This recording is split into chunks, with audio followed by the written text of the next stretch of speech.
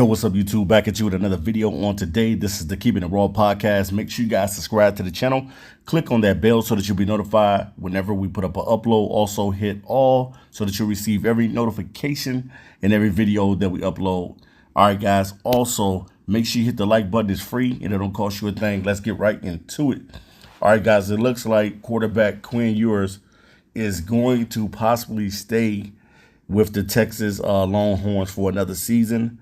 And I know a lot of you guys are kind of anxious to see Arch Manning, the nephew of Peyton Manning, a Hall of Fame quarterback.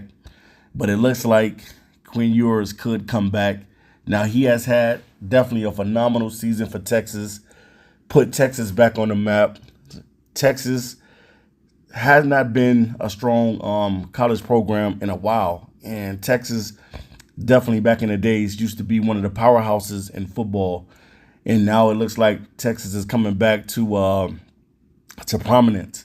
They had a record of 12-1 this season, and they just played phenomenal all the way, having a big win against Alabama this season. And as they prepare to get ready for the SEC next year, it's going to be something totally different. I think these guys will be ready. I think that Texas can handle the SEC. Sometimes, you think that the SEC is, just a total dominant conference, but I don't look at it that way. I kind of look at it the way that Richard Sherman looks at it, is that these guys sometimes can be overrated. They play a lot of teams. They play a lot of teams that's just not that good, and they get the nod as being the big honcho in college football. And I just don't think that the SEC is the big honchos. Yes, they have a lot of good teams over there like Alabama, LSU, Florida, things of that nature. But at the same time, I just don't think that they run college football like people say they do. Now, a lot of pros do go to the NFL out of the SEC. But other than that, you know what I mean? I just don't think that that they are the big dogs until they start getting the tougher schedules. Then we'll see, because they play a lot of teams that they just, they put crazy numbers up on these guys. The score would be like 68-14 or something like that. Let's get some competition and let's get this thing going, man. But at the same time, man, quarterback Quin Ewers have had a great season with these guys this year, and he could declare for the NFL draft if he decides to declare for the NFL draft. I think that he's more than ready.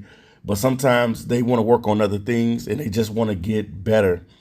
And if you want to see quarterback Arch Manning, it's probably going to be a delay unless Arch Manning decides to hit the transfer portal and go to a team where he'll be able to be the starting quarterback for that team. Now, I know that LSU will be losing Jaden Daniels. He'll be going off to the NFL. Washington will be losing Michael Penix. Oregon will be losing Bo Nix. So there's a lot of different situations that Arch Manning could find himself into. Definitely can't wait to see this kid, to see how good he is in college football. I know what he did as a high school guy, and I want to see what he's going to do at the collegiate level. But Quin Ewers has definitely had a phenomenal season. Completion percentage was over 70%.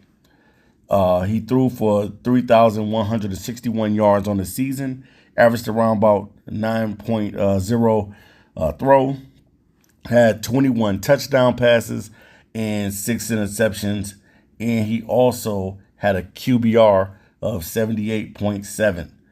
And not only that, he's coming off of the best game that he had of the season and the championship game. So as they say, sometimes you save the best for last, and he ended up having 452 yards passing to go along with 4 touchdown passes to win the Big 12 championship.